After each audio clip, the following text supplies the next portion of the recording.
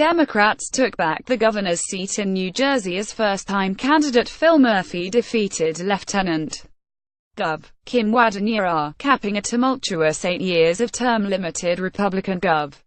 Christie's leading the state. The party also cemented its 12-year control of both houses of the state legislature, putting Democrats back in control of the entire state. The race was a bright spot for Democrats, who also won a key governor's race in Virginia, where Lieutenant Gov. Ralph Northam defeated Republican Ed Gillespie, as the party tries to compete in as many as a dozen potentially competitive governor's races in 2018.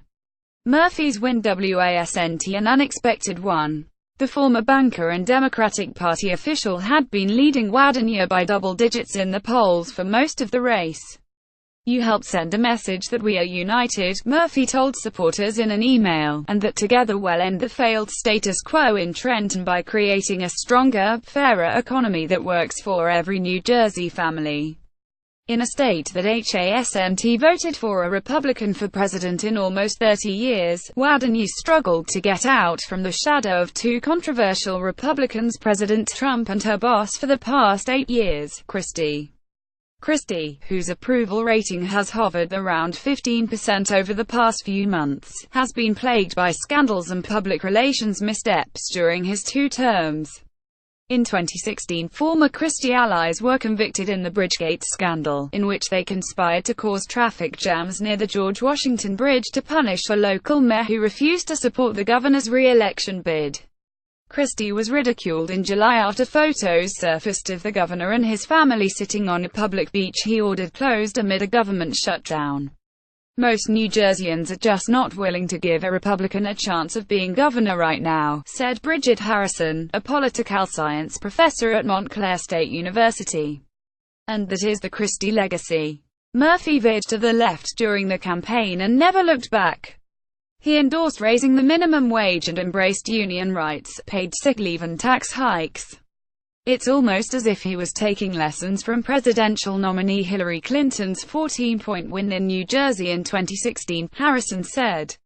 "His policies have been remarkably progressive," she said.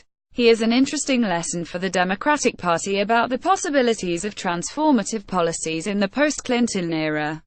Republicans say their impressively long hold on the governorship in blue New Jersey as well as the simple presence of a Republican president in the White House were both major headwinds for them. "You have a race that has many challenges for Republicans at the top of the ticket," said Matt Walter, director of the Republican State Legislative Committee, a few days before the election.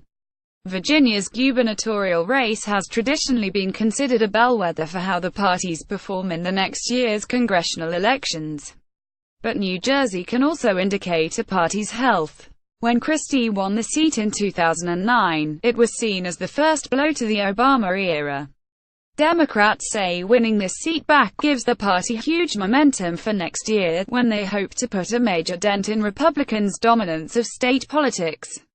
Murphy's win makes New Jersey the 7th state entirely controlled by Democrats, compared with 26 states that have a Republican governor and legislature. New Jersey Democrats could set a record for longest majority control of a state legislature.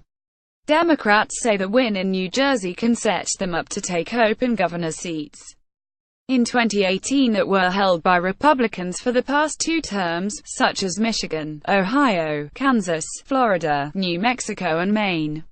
But even once Murphy is sworn in, Republicans will still control 33 governorships, a near all-time high for the party.